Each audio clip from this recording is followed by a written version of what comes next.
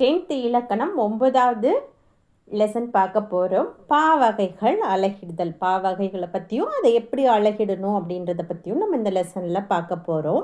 First என்ன கொடுத்துருக்காங்கன்னா யாப்பு. யாப்போட உறுப்புகள் 6. அது என்னென்னா எழுத்து, அசை, சீர், தலை, அடி, தொடை. எழுத்துனா என்னென்னா அது குறிலாக இருக்கலாம், நெடிலாக இருக்கலாம், அல்லது ஒற்றை எழுத்துக்களாக இருக்கலாம். இது மூணுமே எழுத்துன்னு தான் சொல்லுவோம். அசை அப்படின்றது எழுத்துக்களால் ஆனது அசை. 2 எழுத்துக்கள் சேர்ந்தால் என்னன்னு சொல்லுவோம், அது அசை அப்படின்னு சொல்லுவோம். அது ஒரு எழுத்தாவோ இருக்கலாம், 2 எழுத்தாவோ இருக்கலாம். அசைகள் ஓர் எழுத்தாவோ 2 எழுத்துக்களாகவோ நிற்பது அசை அப்படின்னு சொல்கிறோம். இந்த அசை 2 வகைப்படும். ரொம்ப டீட்டெயில்டாக போவேன்னா லைட்டாக பார்த்தா போதும். அது நேரசை, நிறையசை அப்படின்னு படிப்போம் இல்லையா, இதெல்லாம் இந்த லெசனுக்கு வரும். அதனால நீங்கள் ஃபஸ்ட்டு ரீகால் பண்ணிக்கோங்க. அப்போ தான் இந்த லெசனை உங்களால் புரிஞ்சுக்க முடியும். ஓகேவா? அசை அப்படின்றது எழுத்துக்களால் ஆனது இந்த அசை. அந்த அசை ஓரெழுத்தோ 2 எழுத்தோ சேர்ந்து நிற்பதை நம்ம அசைன்னு சொல்கிறோம். அது 2 வகைப்படும். ஒன்று நேரசை, இன்னொரு நிறையசை. ஓகேவா?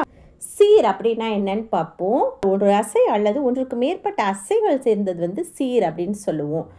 இது பாடலோட ஓசைக்கு ரொம்ப அடிப்படையான ஒன்று. இந்த சீர்கள் ஓரசை சீர், ஈரசை சீர், மூவசை சீர், 4 அசை சீர் அப்படின்னு சொல்லிட்டு 4 வகைப்படும். ஓகேவா? அடுத்தது பாருங்க அடி. அடின்னா என்னென்னா 2 அல்லது 2க்கு மேற்பட்ட சீர்கள் தொடர்ந்து வந்துச்சுன்னா அதை நம்ம என்னன்னு சொல்லுவோம்னா அடி அப்படின்னு சொல்லுவோம். ஓகேவா? தொடை அப்படின்னா தொடுத்தல் அப்படின்னு அர்த்தம். சரியா? பாடலோட அடிகளிலேயோ சீர்கள்லேயோ எழுத்துக்கள் ஒன்றி வரதை தான் நம்ம தொடை அப்படின்னு சொல்லுவோம். ஓகேவா? பாக்கள் 4 வகைப்படும் இல்லையா, உங்களுக்கு தெரியுமா? வெண்பா, ஆசிரியப்பா, கழிப்பா, வஞ்சிப்பா அப்படின்னு சொல்லிட்டு பாக்கள் எத்தனை வகைப்படும்? 4 வகைப்படும். பாக்களுக்குரிய ஓசைகளை பற்றி நம்ம ஃபஸ்ட்டு தெரிஞ்சுக்கலாம். பாக்களை நம்ம எப்படி அறிஞ்சிக்கலாம்னா அதுலேருந்து வர அந்த சத்தத்தை வச்சு, அந்த ஓசையை வச்சு மட்டும்தான் நம்மளால் பாக்களை அறிஞ்சிக்க முடியும்.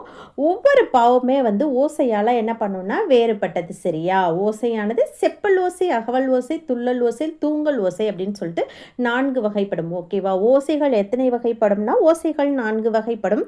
இந்த மாதிரி கூட நிறைய டைம் கொஸ்டின்ஸ் கேட்டுருவாங்க. ஓசைகள் எத்தனை வகைப்படும் அப்படிலாம் கேட்பாங்க. அப்போ ஓசைகள் 4 வகைப்படும். ஒன்று செப்பல் ஓசை, அகவல் ஓசை, துள்ளல் ஓசை, தூங்கல் ஓசை அப்படின்னு சொல்லிட்டு ஓசைகள் 4 வகைப்படும். நம்ம இப்போ ஃபஸ்ட்டு பார்க்க போகிறது செப்பல் ஓசை. செப்பல் ஓசைன்றது வெண்பாவிற்குரியது. இப்போ அறம் கூறும் திருக்குறளும் நாலடியாரும். திருக்குறள் எழுதினது திருவள்ளுவர், நாலடியாரை எழுதினது சமண முனிவர்கள் இல்லையா. இவங்க எழுதின நூல் எல்லாமே வெண்பாவால் அமைஞ்சிருக்கு. சரியா? செப்பல் ஓசை வெண்பாவிற்குரியது. இது எதில் இருக்கும்னா திருக்குறள்லையும் நாலடியார்லையும் இந்த வெண்பா பயின்று வந்திருக்கும். ஓகேவா? செப்பல் ஓசை எப்படி இருக்கும்னா 2 பேர் பேசிக்கிற மாதிரி இருக்கிறதா இந்த செப்பல் ஓசை அப்படின்னு சொல்லுவாங்க. 2 பேர் பேசிக்கிற மாதிரி இருந்ததுன்னா அது பேர் என்னன்னா செப்பல் ஓசை. ஓகேவா? பாருங்க, நெக்ஸ்ட் நம்ம பார்க்க போகிறது அகவல் ஓசை. முதல்ல செப்பல் ஓசை வெண்பாவிற்குரியதா, அந்த மாதிரி அகவல் ஓசை எதற்குரியதுன்னா ஆசிரியப்பாக்குரியது இந்த அகவல் ஓசை. ஆசிரியர்கள் எப்பவுமே என்ன பண்ணுவாங்க, மேடையில் பேசுகிற மாதிரி பேசிக்கிட்டே இருப்பாங்க இல்லையா. மயில் அகவுற மாதிரி அகவுக்கிட்டே இருக்கிறதுக்கு பேர் தான் இந்த அகவல் ஓசை அப்படின்னு சொல்லுவாங்க. இலக்கணத்தோட கட்டுக்கோப்பு இங்கே குறைவாக தான் இருக்கும். கட்டுக்கோப்பு குறைவாகவும் கவிதை எழுதுறதுக்கு ரொம்ப எளிமையாகவும் இருப்பது இந்த அகவல் ஓசை அப்படின்னு சொல்லுவாங்க. ரொம்ப இலக்கண கட்டுக்கோப்பாக இருந்தால் அது எப்படி இருக்கும், அது திருக்குறள் மாதிரியோ நாலடியார் மாதிரியோ புரிஞ்சிக்கவே முடியாத அளவில் இருக்கும் இல்லையா. ஆனால் சங்க இலக்கியங்களை ஓரளவுக்கு நம்மளால் புரிஞ்சிக்க முடியும் இல்லையா. சங்க இலக்கியங்களான சிலப்பதிகாரம், மணிமேகலை, பெரும் கதை, இதெல்லாம் எல்லா காப்பியங்களுமே அகவற்பாக்களால் ஆனது. சரியா? வெண்பாவால் ஆனது திருக்குறளும் நாலடியாரும். ஆசிரியப்பாவால் ஆனது என்னென்னா சங்க இலக்கியங்கள், சிலப்பதிகாரம், மணிமேகலை, பெரும் கதை, இதெல்லாம் எதால் ஆனதுன்னா ஆசிரியப்பாவால் ஆனது. ஆசிரியப்பா எப்படி இருக்குன்னா ஒருவர் சொற்பொழிவுலாம் ஆட்டுறாங்க இல்லையா, அவங்க பேசுகிற மாதிரி இருக்கிறது தான் இந்த அகவல் ஓசை அப்படின்னு சொல்லுவாங்க. சரியா? மேடை பேச்சாளர்கள் பேசுவாங்க இல்லையா, அது பேர் அகவல் ஓசை. நெக்ஸ்ட்டு நம்ம பார்க்க போகிறது துள்ளல் ஓசை பற்றி பார்க்க போகிறோம். செயலில் இடையிடையே எப்படி இருக்குன்னா உயர்ந்து வரும். இந்த துள்ளல் ஓசை கழிப்பாவிற்கு உரியது. சரியா? கழிப்பா எதில் ஏற்றிருப்பாங்க, இந்த துள்ளல் ஓசையில் தான் ஏற்றிருப்பாங்க. ஓகேவா? கழிப்பாவிற்கு உரியது இந்த துள்ளல் ஓசை. செயலின் இடையே உயர்ந்து வருவது இந்த துள்ளல் ஓசை. ஓகே, ஒரு கன்று துள்ளி துள்ளி குதிச்சுச்சுன்னா எப்படி இருக்குமோ அது மாதிரி சீர்தோறும் துள்ளி வரும் ஓசை. ஓசை இந்த துள்ளல் ஓசை அப்படின்னு சொல்லுவாங்க. நெக்ஸ்ட் நம்ம பார்க்க போகிறது தூங்கல் ஓசை. தூங்கல் ஓசைனா என்னன்னா தூங்கல் ஓசை வஞ்சிப்பாவிற்கு உரியது. தூங்கல் ஓசை வந்து எந்த பாவிற்கு உரியது? இந்த வஞ்சிப்பாவிற்கு உரியது தான் இந்த தூங்கல் ஓசை. தூங்கல் ஓசை வந்து சீர்தோறும் துள்ளாது தூங்கி வரும் ஓசையை தான், சோர்வாக வர ஓசையை தான் என்னன்னு சொல்கிறாங்க? தூங்கல் ஓசை அப்படின்னு சொல்கிறாங்க.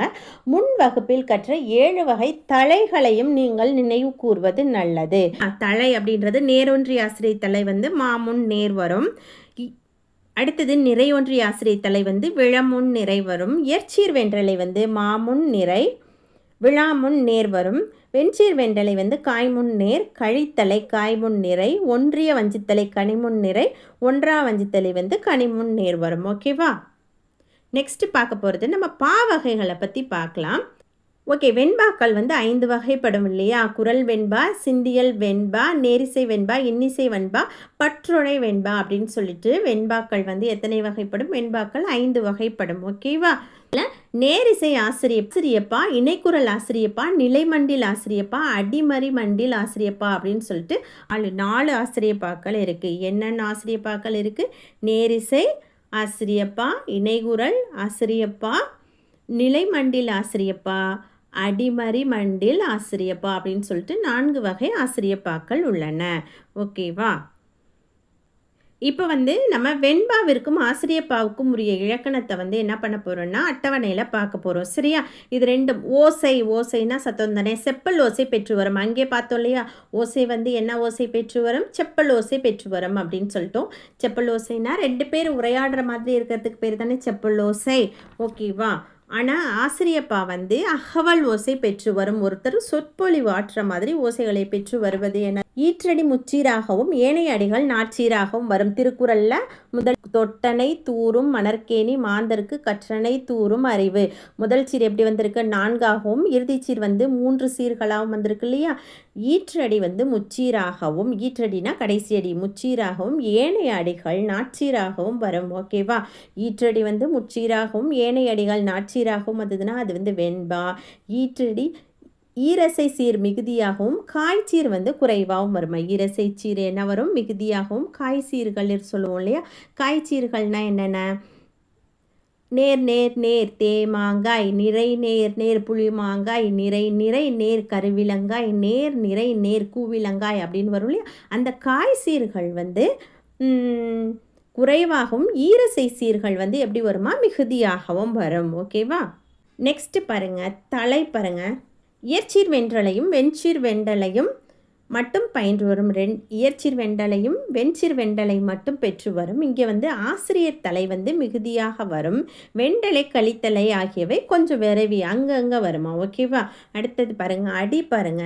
2 அடி முதல் 12 அடி வரை அமையும். 2 அடி முதல், திருக்குறள் வந்து 2 அடியில் இருக்கும் இல்லையா? அது மாதிரி. அப்புறம் 4 அடியார் வந்து 4 அடிகள் வரும் இல்லையா? 12 அடிகள் வரை வரும். கலிவெண்பா வந்து 13 அடிக்கு மேற்பட்டும் வரும் அப்படின்னு கொடுத்துருக்காங்க. கலிவெண்பா வந்து எக்ஸப்டட் 13 அடிக்கு மேற்பட்டும் வரும். இது வந்து எப்படி வரும்னா 3 அடி முதல் எழுதுபவரோட மனநிலைக்கு ஏற்ப 4 அடியிலையும் அவர் முடிச்சிடலாம், இல்லாட்டினா 40 அடியிலையும் அவர் முடிக்கலாம். அவரோட விருப்பத்திற்கு ஏற்ப இது அமையும். இங்கே கொடுத்துருக்காங்க பாருங்கள். முடிப்புன்னா இறுதியில் என்ன வரும்னா ஈற்று சீர் வந்து கடைசி சீர் இருக்கும் இல்லையா? திருக்குறளில் நாள் மலர் காசு பிறப்பு அப்படின்ற வாய்ப்பாட்டில் மட்டும் முடியணும். நாள்னா உங்களுக்கு தெரியும் இல்லையா? நாளுன்றது நேர் மட்டும் வந்துச்சுன்னா அதை நாள்னு சொல்லுவோம். நேர் அப்படின்னா அதுக்கு ஒரு எடுத்துக்காட்டு பக்கத்துலேயும் பாண்ட குறில் பக்கத்துலேயும் பாண்ட நெடில் பக்கத்துலேயும் ஒரு மெய்யெழுத்து வந்துச்சுன்னா இதை நேர்னு சொல்லுவோம். இது பா மட்டும் இல்லை, காவா கூட ஏதோ ஒரு குறில் எழுத்து பக்கத்தில் ஒரு மெய்யெழுத்து வந்தாலோ அல்லது ஒரு நெடில் எழுத்து பக்கத்தில் ஒரு மெய்யெழுத்து வந்தாலோ அதை என்ன சொல்லுவோம்? நேரசை அப்படின்னு சொல்லுவோம். நேரசை அப்படின்னு சொல்லுவோம். ஓகேவா? இப்போ பாருங்கள், 2 குறில் எழுத்து பக்கத்தில் ஒரு க ல எம் 2 குறில் எழுத்து பக்கத்தில் ஒரு மெய்யெழுத்து வந்தாலும் ஒரு நெடில் எழுத்து ஒரு குறிலெழுத்து பக்கத்தில் ஒரு மெய்யெழுத்து வந்தாலும் களம் காலம் இந்த மாதிரி மெய்யெழுத்து வந்தால் இதை என்ன அசைன்னு சொல்லுவோம்? நிறை அசை அப்படின்னு சொல்லுவோம். நேரசைனா ஒரே ஒரு குறிலோ ஒரு நெடிலோ பக்கத்தில் ஒரு மெய்யெழுத்து வரணும். ஆனால் 2 குறில்கள் அல்லது ஒரு நெடில் குரில் பக்கத்தில் ஒரு மெய்யெழுத்து வந்தாலும் அதை என்னன்னு சொல்லுவோம், நிறையசை அப்படின்னு சொல்லுவோம். ஓகேவா? நேரசை நிறையசை பார்த்துட்டோமா? அடுத்த ஈற்று சீரில் கடைசியில் முடிகிற நேரில் முடிஞ்சிச்சுன்னா அதை வந்து நாள் அப்படின்னு சொல்லுவாங்க. அது நிறையில் முடிஞ்சிச்சுன்னா அதை வந்து மலர் அப்படின்னு சொல்லுவாங்க. காசு பிறப்பு அப்படின்னா என்னன்னா உகரத்தில் முடியணும். இப்போ உ உலகு உகரத்தில் முடிஞ்சிருக்கா, உலகு அப்படின்னு சொல்லிட்டு உகரத்தில் முடிஞ்சிருக்கா, 2 குறிலெழுத்துகள் வந்திருக்கா, 2 குறிலெழுத்துகள் பக்கத்தில் ஒரு உகரம் வந்துச்சுன்னா, உகரம் வந்தால் அதை எப்படி சொல்லுவாங்கன்னா பிறப்பு. நிறையசை பக்கத்தில் உகரம் வந்துச்சுன்னா அதை பிறப்புன்னும், நேரசை பக்கத்தில் ஒரு உகரம் வந்துச்சுன்னா வா சு. ஒரு நெடில் எழுத்து வந்து பக்கத்தில் வந்து என்ன வந்திருக்கு, உகரம் வந்துச்சுன்னா இது வந்து நேர் தானே, இதை வந்து நேர்னு தானே பிரிப்போம், இது வந்து காசு. ஓகேவா? இப்போ பாருங்கள், ஊல கு 2 குறில் எழுத்துக்கள் பக்கத்தில் ஒரு உகரம் வந்துச்சுன்னா இதை வந்து நிறை அப்படின்னு தானே சொல்லுவோம். நிறைய வந்து எப்படி சொல்லுவோம், இதில் பிறப்பு அப்படின்னு சொல்லுவோம். இப்போ புரியுதா உங்களுக்கு? ஓகேவா? கடைசியில் முடிகிற சீரோட கடைசி வார்த்தை வந்து அது வந்து நேராக இருந்ததுன்னா நாள்னும், நிறையாக இருந்ததுன்னா மலர்னும், நேர்கூட உகரம் வந்துச்சுன்னா அதை வந்து காசுன்னும், நிறைக்கூட உகரம் வந்துச்சுன்னா அதை வந்து பிறப்பு அப்படின்ற வாய்ப்பாட்டில் முடியும்னு சொல்லியிருக்காங்க. வந்து முடியும் ஆசிரியப்பா அல்லது அகவற்பான்றது எதில் முடியுமா, ஏகாரத்தில் மட்டும்தான் முடியும். ஓகேவா? இப்போ குறள் வெண்பானா என்னன்னு பார்ப்போம். குறள் வெண்பாவிற்கான பொது இலக்கணத்தை பெற்று வரும். ஓகேவா? 2 அடிகளில் வரும். இது வெண்பாவிற்கான பொது இலக்கணம் என்னன்னா வந்து அது 2 அடிகளில் வரணும், அதை பெற்று வரும். முதல் அடி வந்து 4 சீராகவும் இங்கே கொடுத்துருக்காங்க பாருங்கள், உலகத்தோடு ஒட்ட ஒழுகல் பழக்கற்றும் கல்லார் அறிவிலார். முதல் சீர் வந்து 4 அடிகளாகவும் அடுத்த சீர் வந்து 3 அடிகளாகவும் வந்துச்சுன்னா இது வந்து வெண்பா. ஓகேவா? பாட்டு பாருங்க, உலகத்தோடு ஒட்ட ஒழுகல் பழக்கற்றும் கல்லார் அறிவிலார். இதை வந்து நம்ம சீர் பிரிப்போம். சீர் அசை வாய்ப்பாடு கொடுத்துருக்காங்க பாருங்க. உலகத்தோடு நம்ம எப்படி பிரிக்கணும்னா, பிரிக்கும்போது 2 குறில் எழுத்துக்கள் வந்தாக்க கோடு போட்டுடணும், அல்லது ஒரு குறிலும் ஒரு மெய்யெழுத்தும் வந்தால் கோடு போட்டுடணும். அப்படி வராமல் 2 குறிலுக்கு பக்கத்தில் ஒரு மெய் வந்தால் கோடு போட்டுடணும். ஆனால் 2 குறிலுக்கு பக்கத்தில் ஒரு குறில் வந்துச்சுன்னா நம்ம என்ன பண்ணக்கூடாது, அதை தனியாக தான் நம்ம பிரித்து எழுதணும். சரியா? இதோட இதுவே அதுதான். ஃபஸ்ட்டு வந்து ஒரு குறிலுக்கு பக்கத்தில் ஒரு மெய் வந்தால் கோடு போட்டு என்னன்னு பிரிக்கணும், அல்லது 2 குறிலுக்கு பக்கத்தில் ஒரு மெய் வந்தால் கோடு போட்டு பிரிக்கணும். இதோட ப்ரொசீஜர்ஸ் அதுதான். ஓகேவா? இப்போ ஃபஸ்ட்டு பார்க்குறோம். உலகத்தோ ஊல 2ஐயும் வந்து ஏன்னா 2 குறில் வந்திருக்கா, 2 குறில் வந்தால் என்னன்னு படிச்சிருக்கோம், நிறைன்னு படிச்சிருக்கோமா, நிறைன்னு ஃபஸ்ட்டு போட்டுக்கலாம். க இத்து ஒரு குறிலுக்கு பக்கத்தில் ஒரு மெய்யெழுத்து வந்தால் அதை பிரிச்சிடணும். கத்த தோ. ஓகேவா? நிறை நேர் நேர், நிறை நேர் நேர் ஏன்னா புளிமாங்காய். அடுத்தது பாருங்கள், தொட்ட டோ ஃபஸ்ட் எழுத்து வந்து குறில், அடுத்தது மெய் வந்துடுச்சு, பிரிச்சிடணும். அப்போனா நேர், ஒரே ஒரு குறில் மட்டும் இருக்குது, நேர் நேர் நேர் தேமா. ஒழுகல் 2 குறில் வந்திருக்கு பாருங்க, ஓழு க இல் ஒழுக்கல். ஓகேவா? நிறை நேர் 2 குறில் வந்ததுன்னா அது நிறை நேர், நிறை நேர் புளிமா. அடுத்தது பாருங்க, பழக்கற்றும் பல 2 குறில் எழுத்துக்கள் வந்திருக்கு, நிறை நேர் நேர் புளிமாங்காய். ஓகேவா? அடுத்தது பாருங்க, கல்லார் க இல் ஒரு குறிலும் ஒரு மெய்யும் வந்திருக்கு, அதை நம்ம பிரிச்சிடணும். கல்னு பிரிச்சாக்க நேர் வரும். லார் ஒரு நெடிலும் ஒரு மெய்யும் வந்தாலும் நேர் தானே, நேர் நேர் தேமா. அடுத்தது பாருங்க, அறிவிலா 2 குறில் வந்திருக்கு, நிறை, ஒரு குறிலும் ஒரு நெடிலும் வந்திருக்கு, நிறை நிறை நிறை கருவிலம். அடுத்தது பாருங்க, தார்னு வந்தால் நேர் தானே, ஒரு நெடிலும் ஒரு குறிலும் வந்தால் அது நேர்னு கடைசியில் முடிஞ்சால் என்ன சொல்லியிருக்கோம், நாள்னு சொல்லியிருக்கோம், அந்நாள். ஓகேவா? இங்கே பாருங்கள், நேர்னா நாள், நிறைனா மலர், நேர்புனா காசு, நிறைபுனா பிறப்பு. நேர் நேர் தேமா, நிறை நேர் புளிமா, நிறை நிறை கருவிலம், நேர் நிறை கூவிலம். ஓகேவா?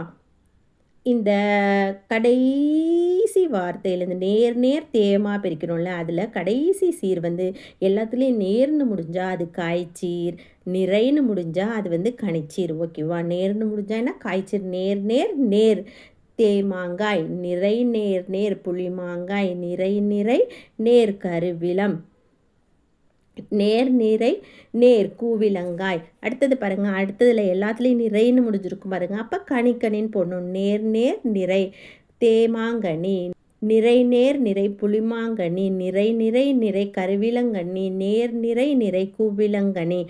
ஓகேவா? ஓகே, இந்த லெசன் முடிஞ்சிருச்சு. தேங்க்யூ.